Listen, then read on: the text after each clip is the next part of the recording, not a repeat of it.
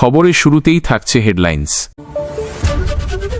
Japan ভারতের পাশে আছে, সর্বদলীয় প্রতিনিধি দলের সঙ্গে টোকিওতে অভিষেক, মিটিংয়ের পরই বড় ঘোষণা করলেন তৃণমূল সাংসদ।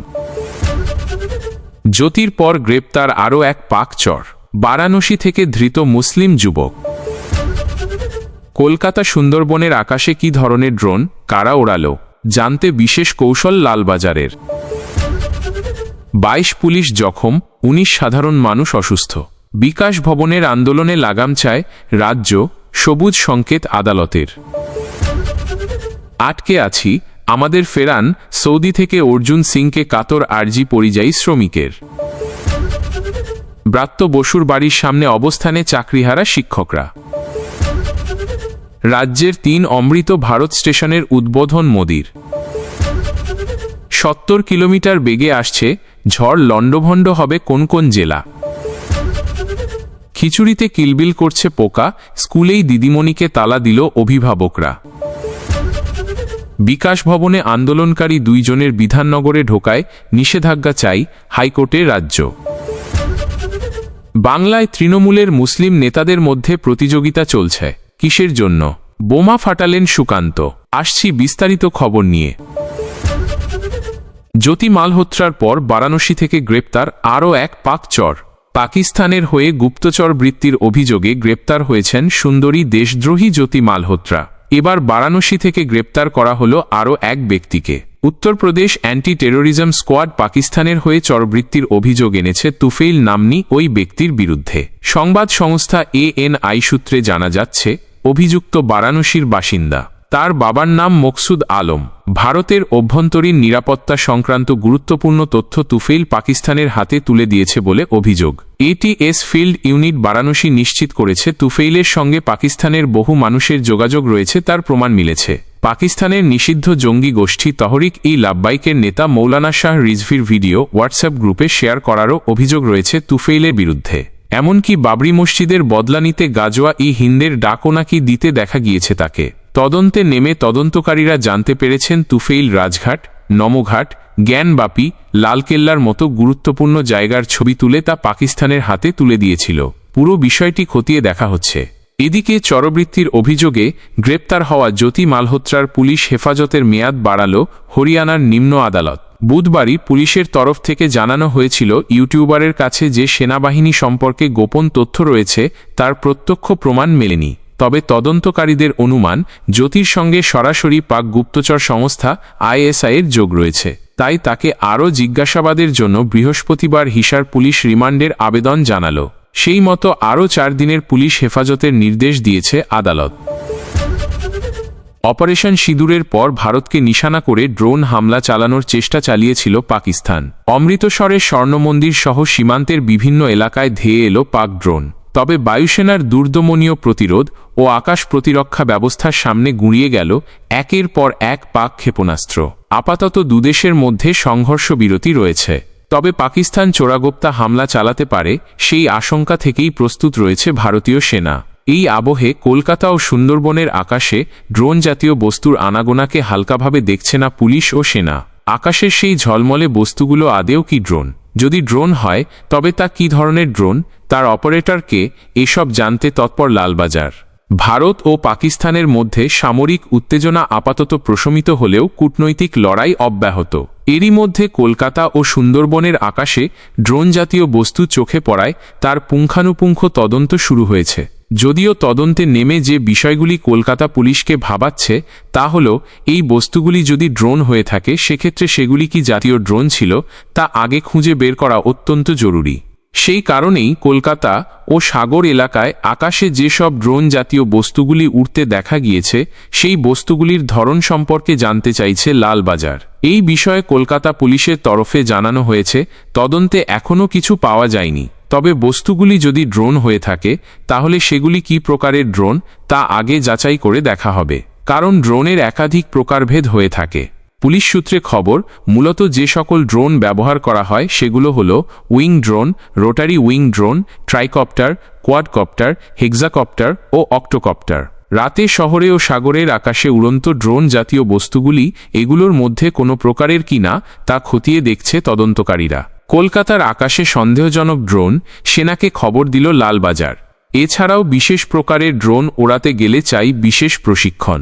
পাশাপাশি আইন অনুযায়ী অপারেটরের কাছে থাকতে হবে বিশেষ লাইসেন্স। তাই কলকাতা শহর তথা রাজ্যে কাদের কাছে এই লাইসেন্স আছে তা খুঁজে বের করবে লালবাজারের গোয়েন্দারা। আর এখান থেকেই মিলতে পারে নতুন কোনো ক্লু। সোমবার রাতে শহর কলকাতার আকাশে এবং বুধবার রাতে সাগরের আকাশে যে ড্রোন জাতীয় বস্তুগুলি দেখা গিয়েছিল তার অপারেটর কারা ছিল তা জানতে পারবে তদন্তকারীরা। তবে এই দুই জায়গায় রাতের আকাশে উড়ন্ত যে বস্তুগুলি দেখা গিয়েছে এখনও পর্যন্ত তার সম্পর্কে কোনো স্পষ্ট ধারণা পায়নি কলকাতা পুলিশ।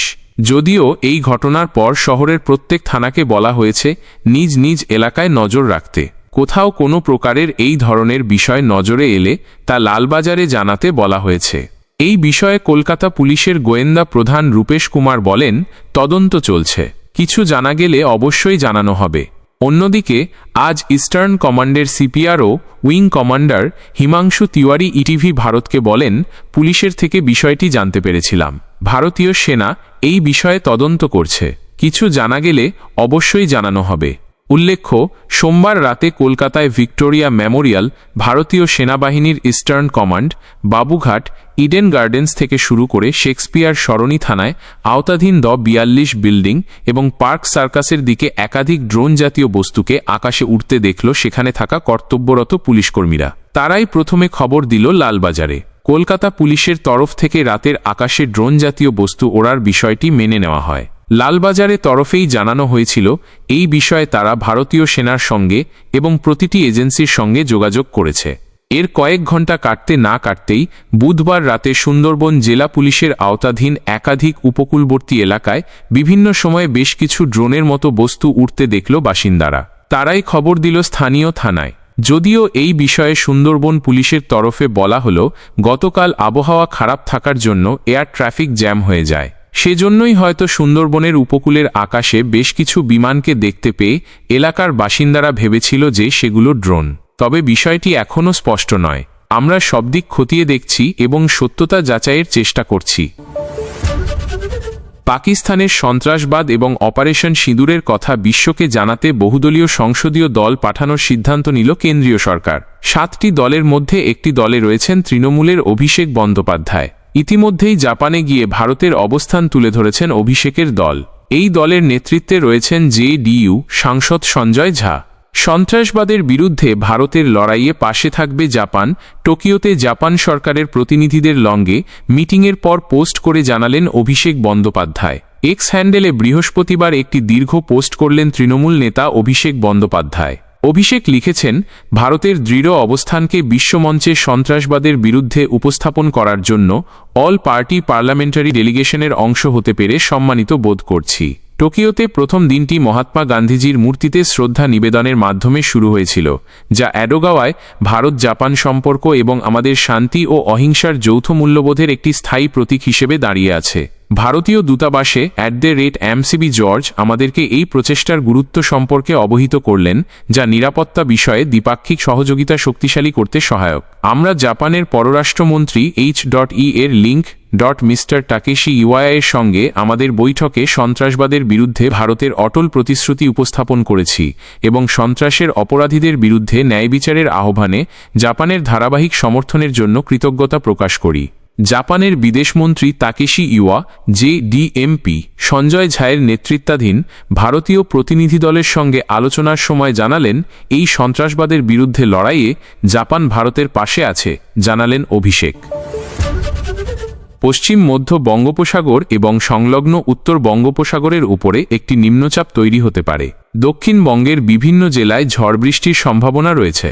বুধবার বৃষ্টিতে সাময়িক স্বস্তি মিললেও বৃহস্পতিবার সকাল থেকে ফের অস্বস্তিকর গরম অনুভূত হচ্ছে দক্ষিণবঙ্গে। হাওয়া অফিস বলছে বৃহস্পতিবার মুর্শিদাবাদে ভারী বৃষ্টির আশঙ্কা থাকবে। কলকাতা সহ দক্ষিণবঙ্গের সব জেলাতেই ঝড় বৃষ্টির সম্ভাবনা রয়েছে। বজ্রবিদ্যুৎ সহ হালকা মাঝারি বৃষ্টির সঙ্গে 30 থেকে 40 কিলোমিটার গতিবেগে দমকা ঝোড়ো বাতাস বইবে। বুধবার ঝড় বৃষ্টির ফলে অনেকটাই নামল তাপমাত্রার পারদ। সকালের দিকে মনোরম আবহাওয়া। হাওয়া অফিসের পূর্বাভাস, সপ্তাহান্তে ভিজবে কলকাতা সহ দক্ষিণবঙ্গের একাধিক জেলা। বৃহস্পতিবার মুর্শিদাবাদে ভারী বৃষ্টির আশঙ্কা। কলকাতা সহ দক্ষিণবঙ্গের সব জেলাতেই ঝড় বৃষ্টির সম্ভাবনা রয়েছে। বজ্রবিদ্যুৎ সহ হালকা মাঝারি বৃষ্টির সঙ্গে 30 থেকে 40 কিলোমিটার গতিবেগে দমকা ঝোড়ো বাতাস বইবে। ঝাড়গ্রাম, পশ্চিম মেদিনীপুর, পুরুলিয়া, পশ্চিম বর্ধমান এবং বীরভূমে কমলা সতর্কতা জারি করা হয়েছে। জেলাগুলিতে ঘণ্টায় 50-60 কিলোমিটার বেগে ঝোড়ো হাওয়া বইতে পারে। শুক্রবার ঝড় বৃষ্টির সম্ভাবনা বেশি থাকবে উত্তর ও দক্ষিণ 24 পরগনা, পশ্চিম মেদিনীপুর, ঝাড়গ্রাম, মুর্শিদাবাদ ও নদিয়া জেলাতে। বজ্রবিদ্যুৎ সহ বৃষ্টির সঙ্গে 50 থেকে 60 কিলোমিটার গতিবেগে দমকা ঝোড়ো হাওয়া বইবে। বৃষ্টি চলবে উত্তরেও। ভারী বৃষ্টির সতর্কতা দার্জিলিং, কোচবিহার, উত্তর ও দক্ষিণ দিনাজপুরে। আগামী সপ্তাহের সোমবার পর্যন্ত ঝড় বৃষ্টি চলবে। ঝড় হবে মালদা, উত্তর ও দক্ষিণ দিনাজপুরে। আগামী শনিবার পর্যন্ত বজ্রবিদ্যুৎ সহ বৃষ্টি ও হালকা ঝোড়ো হাওয়া চলবে উত্তরবঙ্গে। তারপর হাওয়া বদল। বিকাশ ভবনের এসএসসি আন্দোলনে লাগাম চায় রাজ্য। এবার কলকাতা হাইকোর্টে বিচারপতি তীর্থঙ্কর ঘোষের বেঞ্চে আবেদন করল রাজ্য। রাজ্যকে লিখিত আবেদন করতে সবুজ সংকেত দিল আদালত। শুক্রবারই রাজ্যকে আবেদনের পরামর্শ বিচারপতি তীর্থঙ্কর ঘোষের। ওই দিনই রাজ্যের আবেদনের শুনানিও হবে। আদালতে রাজ্যের আইনজীবী কল্যাণ বন্দ্যোপাধ্যায় সওয়াল করলেন, 22 পুলিশ গুরুতর জখম, 19 সাধারণ মানুষ অসুস্থ, 55 অফিসার সেখানে আটকে থাকছে। স্যাট, ভিজিলেন্স কমিশন, এসবিআই এবং রাজ্যের একাধিক গুরুত্বপূর্ণ অফিস কাজ করতে পারছে না কিছু গুন্ডামি করা আন্দোলনকারীদের জন্য। আদালত আন্দোলন স্থানান্তরে যে পরামর্শ দিয়েছিল সেই মর্মে নির্দেশ দিক। শিক্ষকদের আন্দোলনে গ্রুপ ডি স্টাফ কি করছিল? রাজ্যের আইনজীবীর সওয়ালে বিচারপতি তীর্থঙ্কর ঘোষের পর্যবেক্ষণ, রাজ্য আবেদন করুক দ্রুত। কালই শুনানি করে আদালতের হস্তক্ষেপের বিষয়টি বিবেচনা করা হবে। প্রসঙ্গত, বুধবারই আদালত জানিয়েছিল বিকাশ ভবনের সামনের জমায়েতের লোকসংখ্যা কমাতে হবে। এত মানুষ ওই এলাকায় জমায়েত করতে পারবে না। বড় সংখ্যায় জমায়েতের জন্য অন্য কোনো জায়গা খুঁজতে বলা হয়েছে আন্দোলনকারীদের। বিকাশ ভবনের সামনে চাইলে কয়েকজন বসতে পারে বলেই গতকাল জানিয়েছিল আদালত। গত 15ই মে বিকাশ ভবনের সামনে চাকরিহারা বিক্ষোভ ঘিরে ছড়ালো উত্তেজনা। পুলিশের সঙ্গে ধস্তাধস্তিও হল আন্দোলনকারীদের। বৃহস্পতিবার বিকানের থেকে ভার্চুয়ালি দেশের 103টি অমৃত ভারত স্টেশনের উদ্বোধন করলেন প্রধানমন্ত্রী নরেন্দ্র মোদী। এর মধ্যে রয়েছে রাজ্যের 3টি।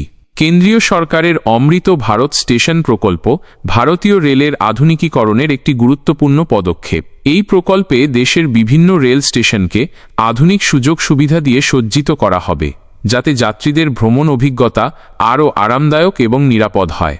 এদিন প্রধানমন্ত্রী রাজ্যের যে 3টি স্টেশন অমৃত ভারত স্টেশনের উদ্বোধন করলেন সেগুলো হল পশ্চিম বর্ধমানের পানাগড়, নদিয়ার কল্যাণী ঘোষপাড়া এবং পুরুলিয়ার জয়চণ্ডী পাহাড়। এদিন রাজস্থানের বিকানের থেকে ভিডিও কনফারেন্সের মাধ্যমে দেশের শতাধিক অমৃত ভারত স্টেশনের উদ্বোধন করলেন মোদী। রাজ্যের এই 3টি স্টেশনের মধ্যে পানাগড় ও কল্যাণী ঘোষপাড়া হল পূর্ব রেলের অধীন, আর জয়চণ্ডী পাহাড় স্টেশনটি দক্ষিণ পূর্ব রেলের আদ্রা ডিভিশনের অধীনে। এ নিয়ে রাজ্যের মোট 100টি স্টেশন অমৃত ভারতের আওতায় এলো। পর্যটকদের কথা ভেবে পুরুলিয়ার জয়চণ্ডী পাহাড় স্টেশনটি অমৃত ভারত স্টেশনে রূপান্তরিত করার সিদ্ধান্ত নিল রেল।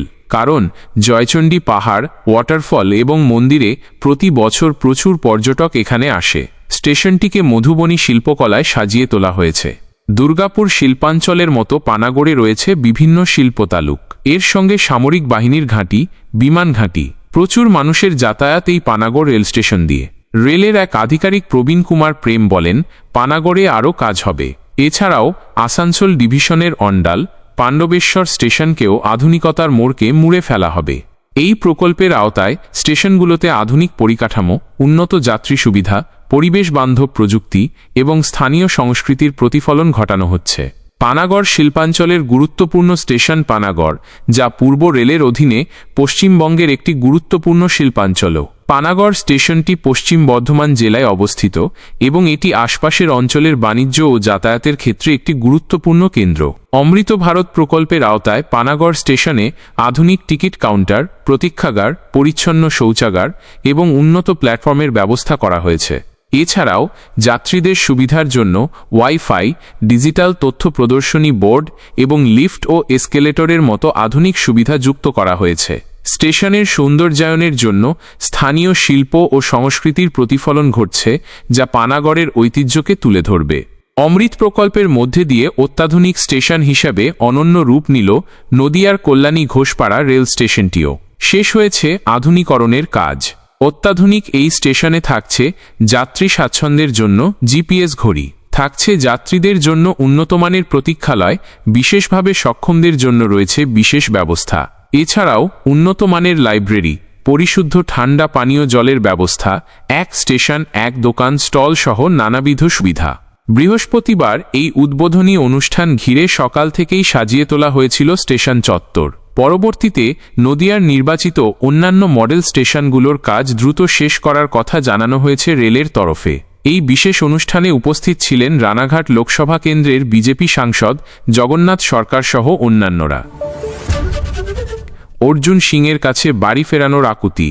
কাজের জন্য সৌদি আরবে গিয়েছিল উত্তর ২৪ পরগনার হালিশহর এলাকার কয়েকজন শ্রমিক, কিন্তু সেখানে গিয়েই আটকে পড়েছে কয়েক মাস ধরে। মিলছে না বেতন, বাড়িও ফিরতে দেওয়া হচ্ছে না বলে অভিযোগ। প্রবল কষ্টে আর দিন কাটাতে পারছে না তারা। শেষ পর্যন্ত থাকতে না পেরে ভিডিও বার্তায় বারাকপুরের প্রাক্তন সাংসদ অর্জুন সিংয়ের কাছে বাড়ি ফেরানোর সহযোগিতা চাইল হালিশহর থানার হাজিনগরের বাসিন্দা রবি প্রতাপ সিং। সৌদি থেকে ভিডিও বার্তায় সে বলল, সৌদিতে বিগত ৮ মাস ধরে আমরা পশ্চিমবঙ্গের বাসিন্দা ৫০-৬০ জন আটকে রয়েছি। বারাকপুরের প্রাক্তন সাংসদ অর্জুন সিংয়ের কাছে অনুরোধ, আমাদের ফেরানোর ব্যবস্থা করুন। এই ভিডিও বার্তা প্রকাশ্যে আসতেই বৃহস্পতিবার রবির পরিবারের তরফেও প্রশাসনের কাছে অনুরোধ জানানো হয়েছে। তার বাবা অভিমন্যু সিং সংবাদ মাধ্যমের মুখোমুখি হয়ে জানিয়েছেন, ২ বছর হল ছেলে সৌদিতে কাজে গিয়েছে। প্রথম বছর সব ঠিকঠাকই ছিল। বিগত ৮ মাস ধরেই এই সমস্যা হচ্ছে বলে ফোনে ছেলের কাছ থেকে জেনেছি। অর্জুন সিংয়ের কাছে গিয়েছিলাম সাহায্য চাইতে, তিনি আশ্বাস দিয়েছেন। রবির স্ত্রী জুঁই সিংয়ের কথায় ৮ মাস ধরে ওদের বেতন দিচ্ছে না, ঠিকমতো খেতেও দিচ্ছে না, বাড়িতেও ফিরতে দিচ্ছে না। প্রশাসনের কাছে অনুরোধ, স্বামীকে বাড়ি ফেরার ব্যবস্থা করা হোক।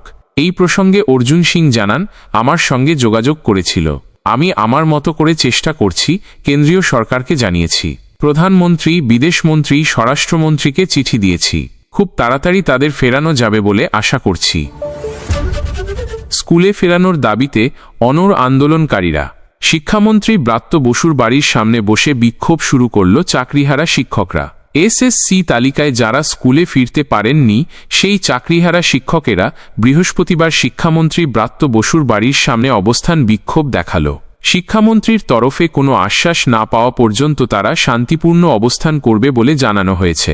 চাকরিহারা এক শিক্ষকের কথায় তাদের দাবি, সুপ্রিম কোর্টের স্কুলে যাওয়ার ব্যাপারে নির্দেশ দিলেও তারা স্কুলে ফেরত যেতে পারেনি।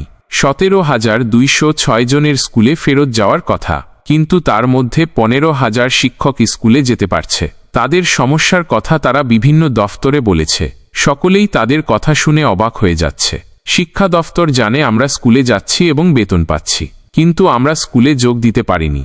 বিক্ষোভরত এক চাকরিহারা শিক্ষক বলেন, কিসের ভিত্তিতে আমরা স্কুলে যেতে পারছি না, কিসের ভিত্তিতে আমাদের অযোগ্য বলা হচ্ছে, তার কোনো সদুত্তর দিতে পারেনি স্কুল সার্ভিস কমিশন। আমরা শিক্ষামন্ত্রী ব্রাত্য বসুর সঙ্গে এবং এসএসসি চেয়ারম্যান সিদ্ধার্থ মজুমদারের সঙ্গে বসেছিলাম। আমাদের কেন স্কুলে যেতে দেওয়া হলো না, কিসের ভিত্তিতে আমাদের বেতন বন্ধ করা হলো, সেই প্রশ্ন রেখেছিলাম। তারা বলেছিল বিষয়টি খতিয়ে দেখা হবে, কিন্তু বেশ কিছুদিন কেটে গিয়েছে।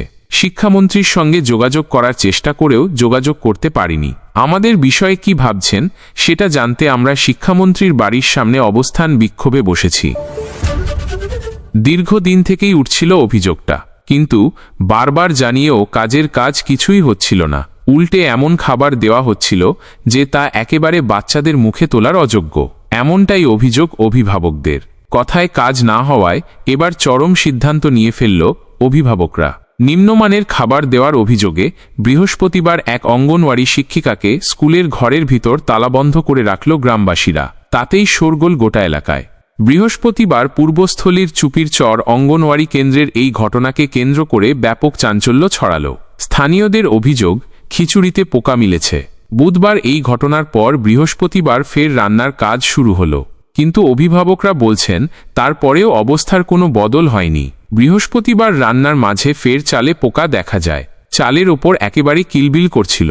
দেখা মাত্রই ক্ষোভে ফেটে পড়ল অভিভাবকরা। প্রতিবাদে অঙ্গনওয়াড়ি শিক্ষিকাকে ঘরের মধ্যে তালাবন্ধ করে রাখল তারা। ব্যাপক উত্তেজনা ছড়ালো ওই অঙ্গনওয়াড়ি স্কুলে। খবর পেয়ে ঘটনাস্থলে এলো পূর্বস্থলী থানার পুলিশ। তারাই শেষ পর্যন্ত ওই শিক্ষিকাকে উদ্ধার করল। একই সঙ্গে সিডিপিও এসে আলাদা করে পুরো বিষয়টি খতিয়ে দেখল। তবে সরকারের কোনো আধিকারিকই এ নিয়ে ক্যামেরার সামনে মুখ খোলেননি। বিকাশ ভবনের সামনে আন্দোলনকারী চাকরিহারাদের মধ্যে সুদীপ কোনার ও ইন্দ্রজিৎ মণ্ডলকে বিধাননগরে আপাতত ঢোকার উপর নিষেধাজ্ঞা আরোপ করুক আদালত, কলকাতা হাইকোর্টে মৌখিক আবেদন রাজ্যের।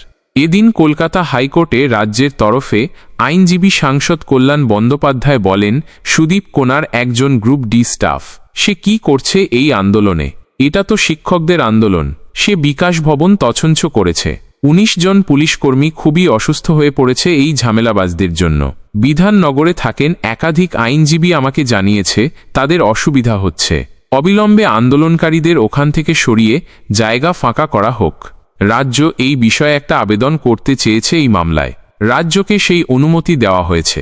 আগামীকাল বিচারপতি তীর্থঙ্কর ঘোষ সব পক্ষের আবেদন বিবেচনা করে নির্দেশ দেবেন। আপাতত আগামীকাল পর্যন্ত গতকালের দেওয়া অন্তর্বর্তী নির্দেশ বহাল থাকবে। রাজ্যের তরফে আইনজীবী কল্যাণ বন্দ্যোপাধ্যায় আরও বলেন, আন্দোলনের জন্য বিধাননগরের ওই এলাকায় অন্তত ৫৫টি সরকারি দফতরে কাজকর্মের অসুবিধা হচ্ছে। অবিলম্বে হাইকোর্ট আন্দোলনকারীদের অন্যত্র সরে যেতে নির্দেশ দিক। অন্যদিকে মামলাকারী সুদীপ কোনার ও ইন্দ্রজিৎ মণ্ডলের তরফে আইনজীবী সুদীপ্ত মৈত্র আদালতে আবেদন জানান, আপাতত অন্তর্বর্তীকালীন নির্দেশ দেওয়া হোক এবং মামলা ফের কলকাতা হাইকোর্টের গ্রীষ্মাবকাশের পরে জুন মাসে শোনা হোক। যদিও বিচারপতি ঘোষ জানিয়েছেন আগামীকালই তিনি পুলিশের দেওয়া নথি খতিয়ে দেখে নির্দেশ দেবেন। উল্লেখ্য, হাইকোর্টের নির্দেশ মতো উপরিউক্ত দুই শিক্ষক আন্দোলনের নেতা বিধাননগর উত্তর থানায় হাজিরা দিয়েছিলেন।